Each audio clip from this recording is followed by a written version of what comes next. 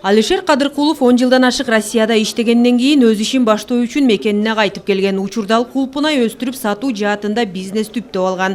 1000ден ашык кишиге кулпунайдын уругун сатып бергенден тарта жай күз айларында түшүмүн сатканга чейин көмөк көрсөтөт экен. Интенсив технология менен кулпунай өстүрө турган болсок, бул өндүрүштүн 3-4 эсе көп болушуна себепчи болуп берет. Биз сунуштап жаткан кулпунай Европадан алып келген сорттор. Биздеги советтер доорунан бери эгилип келаткан кулпунайлардын сорту эскерип, алардын мындай түшүмдүүлүгү азайып калган. Биз ошол сунуштаган кулпунайлар 1 гектардан 10-15 тонна түшүм алса болот. А Кыргызстанда эгилип келе жаткан кулпунайлар булар 5 тоннага чейин түшүм берет. Бүгүн Бишкек инвестициялык форумуна дал ушул ишкерчилик жаатында жаңы кеңештерди алып, инвестор табууга 1000ден ашык катышуучу келген. 10 өлкөдөн бизнес делегация, 500 потенциалдуу инвесторлор да бар. Форумда Борбор Азиядагы бизнес чөйрөнүн интеграциясы жана аймактагы тамак аш коопсуздугу талкууланды. Ушундай бизнес форумдун себеби менен ишканалар ачылат, долбоорлор, проекттер, мындай презентация болот. Так жана такталган кандай жылда өзүн өзү оккупайт этет, кайсы жылдан баштап пайдага чыгат, ушундай проекттер каралат да. Жана бизнес эксперттер эки багытта иш жүргүзүш керек. Биринчиден бул бизнеске жеңилдик берүү, экинчиден баягы текшерүүнү жеңилдетиш керек да, текшерүү аз болуш керек. Айыл чарба өндүрүшүндө рентабелдүүлүк жок, киреше жок. Ошон үчүн биздин айыл кыйналып атат. Айыл тургундарычы. Бүт айыл тургундары өзүнүн үй бүлөсүндө киреше берип турган өндүрүштүн түрлөрүн өздөштүрүш керек болот. Агробизнес.